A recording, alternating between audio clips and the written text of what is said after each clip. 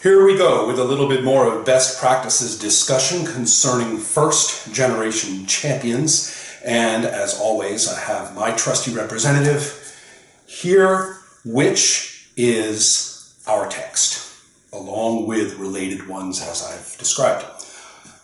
I want to talk in this case about the mental state of characters, how we use the rules to enhance the way this is fun.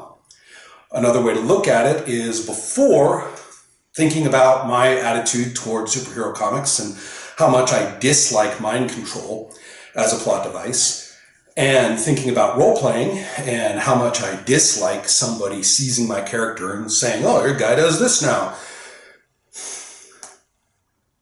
Why don't I just throw it out? Why not say, that crap's got to go.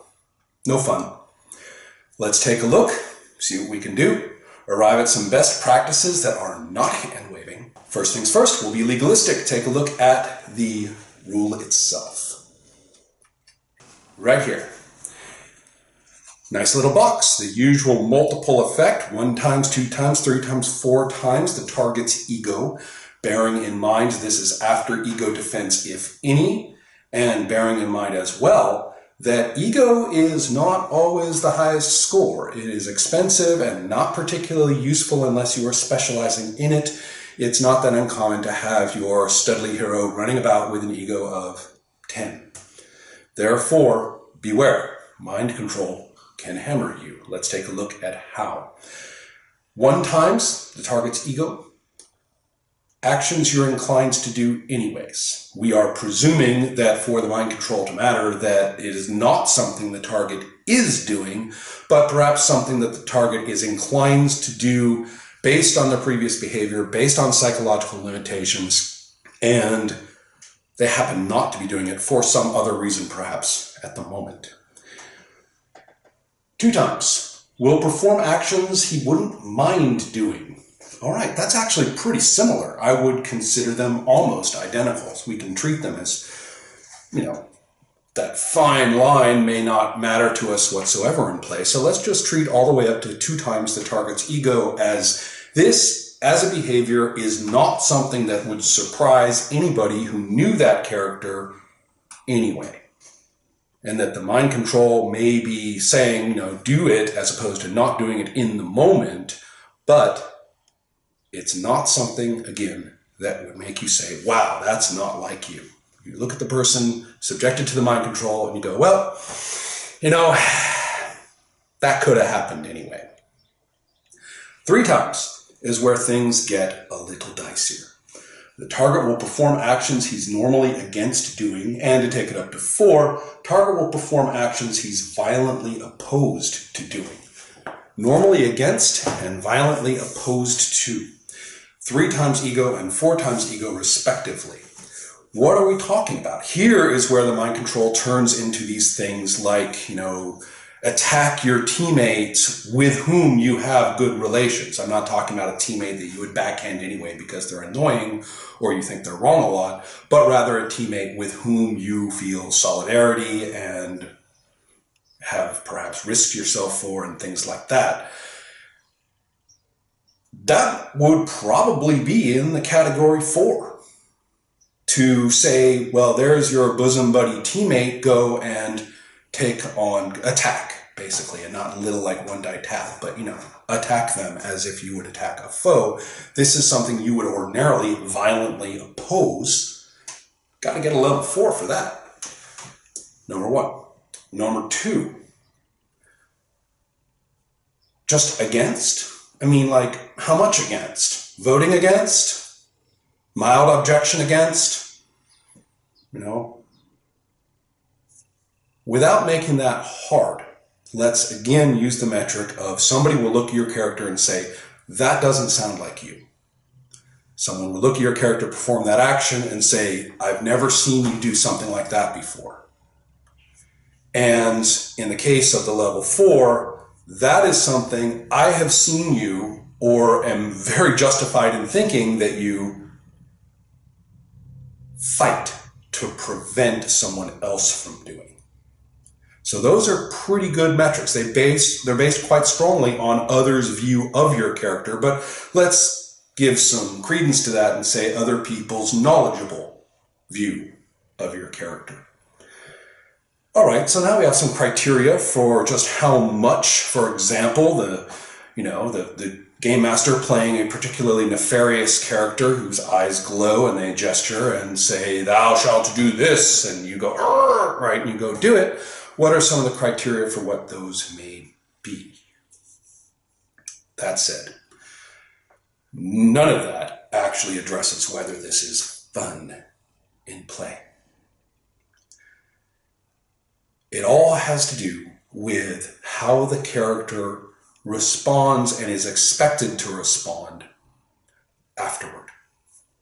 It has to do with not just the mind control and the action in the moment, but rather playing the character and being a person at the table with someone else who is playing this character, being the person playing this character and dealing with the other people around you and having some idea of how they legitimately respond to this. Now, we shall put aside recursive issues such as, "I swear I was mind controlled. Oh, really? Yeah, right. Tell me another one." Let's not do that. We're dealing with special effects. We're dealing with powers. We're dealing with comics. And it is reasonable to say that let's deal with this. We're now going to talk about your character's responsibility for such a thing. At the risk of being slightly offensive, I will say that there are two possible ways to manage that. One is the Catholic way, which says, not your fault. The mind control's over. You didn't do it. That person who mind controlled you did it. Not your fault. The other way to look at it is perhaps the stereotypical Protestant way, which is, well, they made you do it, but you must have, or perhaps you admit that you kind of might have done it yourself. You kind of might have wanted to. And that's a little more legitimate in that ×1 and ×2 level. But if you take this to the extreme, which we do have seen in comics where the character is mind controlled to do something quite heinous and quite uncharacteristic and then is racked because they feel, deep down when I was doing that, I realized I kind of wanted to anyway. And so now it's all this whole self-reflective trauma. My call, how is this made fun in play? How is mind control made fun in play? Is that you, the player of that character, have full authority over which of those is going to apply, and everybody else has to abide. The GM can't say, "Oh, you really meant to," deep down inside. The GM can't say, "Oh, you know what, it's not your fault, don't worry about it." No one else can either. Only you can say that. Only you can establish to your fellow players, everybody at the table, just where your character stands relative to that power having been used on you. With attention to the different levels, without arguing about the nuances of this or that level. And GMs, I strongly recommend that you be generous and slip down a level rather than push it to pump it up a level. Only really going for the violently opposed actions and the against doing them actions when it seems extremely unequivocal to you regarding that command, and not opening it up for debate because of the edge case of the content. And certainly not debating that, well, I'm making you do this and I think it's something that you would do anyway, and you're basing it on nothing but some kind of ineffable vision of the character and not on their past actions. All right, then. With that in hand, perhaps even I will re-permit mind control into my play of Champions.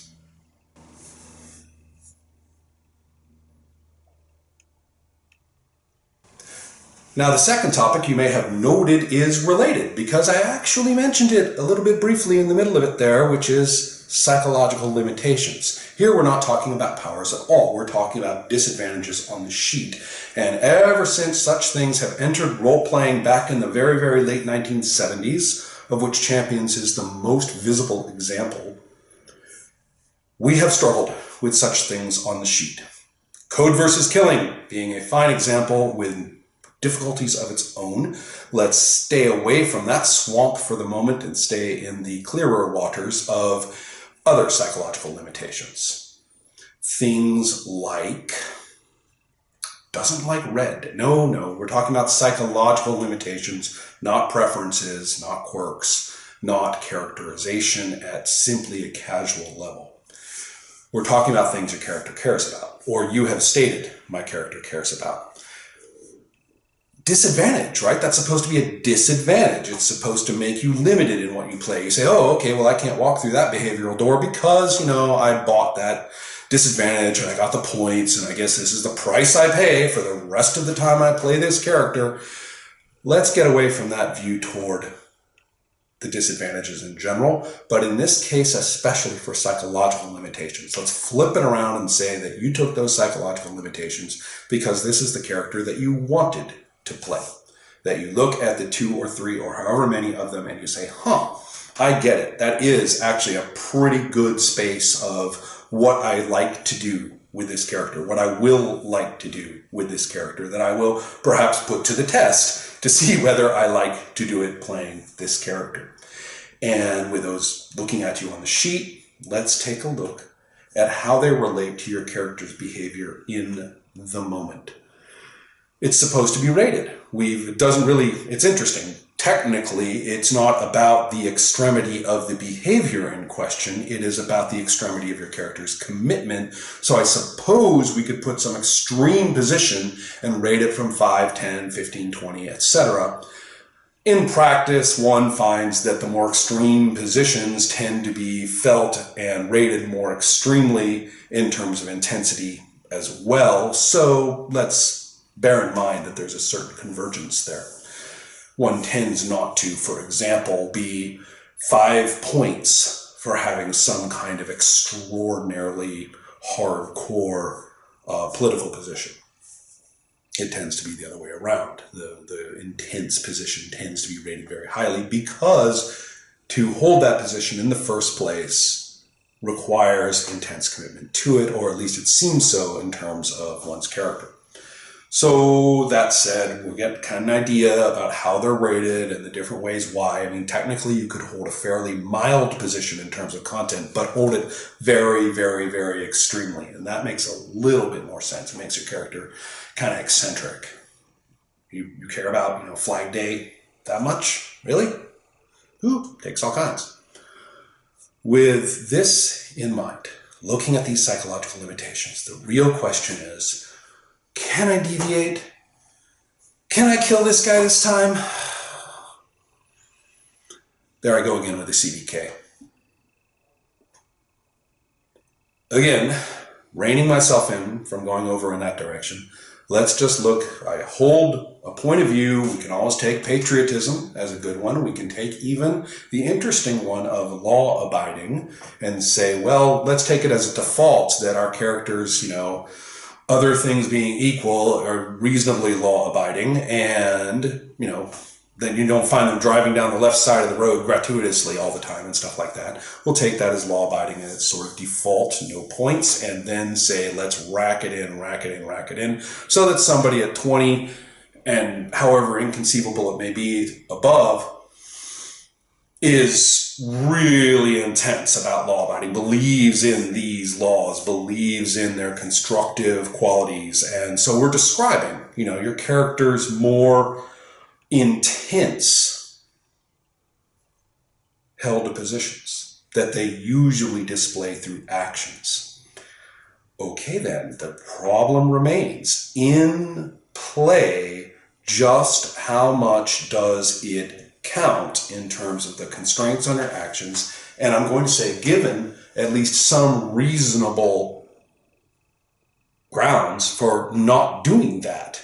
Let's say your character is very law-abiding and even has it at this intense level, perhaps has demonstrated this in a variety of ways.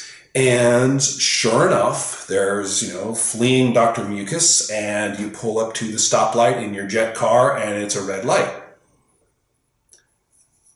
Absurd as that example may seem, it may be a little interesting for a moment to stop and say, well, you took that law-abiding at 20, and it is at least reasonably fun for your character to screech to a halt for a second, swallow hard, look up and say, forgive me, and then pedal the metal, blaze through the red light, and go and catch Dr. Mucus. So in this case, the psychological limitation isn't really limiting the character from burning through the red light. It is, however, providing a fun moment of characterization.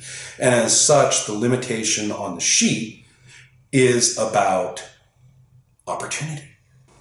But it's a slippery slope, isn't it? All of a sudden, if the psychological limitations then turn all into quirks again, and quips and moments of saying, well, I wouldn't ordinarily do that, but, then play becomes a little less fun. That tactic that I just mentioned is only fun insofar as you do play it, and you take it upon yourself to treat it as a genuine constraint and limitation at times. See, that's the fun part. And that, just like mind control, is where things have to get kicked to the player and no one else. I know through painful experience from both ends that nobody can legitimately tell the player to say, well, your character wouldn't do that because of that limitation on your sheet. And it ain't fun. Never mind justifications for it, and never mind the rules, and it just isn't fun. Making it fun, making the limitations fun, making this profile of your character, the written part, fun, is a matter of playing it up, accepting them as limitations, and then in the breach, playing it as a breach instead. Following up with other role-playing as you see fit, whatever you would like, but something along those lines. And just like the mind control, afterward, it is up to you to deliver to everybody else through the course of time or immediately where your character stands relative to this. If he finds that, I'm done with that. Now that I've busted that limitation, I'm done with that. I'm real tired of, I played it up, now I went and busted it. There's room in the rules for then what to do if you don't want to do it that way anymore. That's another topic. Right now I'm talking about having that thing on your sheet and maintaining it on the sheet and how you play through in a fun way, the most fun way possible, breaking it. The answer number one is you're not breaking it if you haven't been following it. And two, how your character responds to breaking it is up to you and should be some kind of response. Whether it is, I did it that one time and it was justified and I'm okay with that. Didn't like breaking it as a general thing, okay with doing it right then. That's one position. All the way to role-playing the sniffly, huddle up in the blanket while your friends, stand around and try to make you feel better. That kind of thing. All the way between the two. Good enough? I hope you can see the general principle, I hope, at work behind both of those practices and how they relate to the very interesting issue in superheroes that one's mind is not always precisely one's own, but the judgment of it is.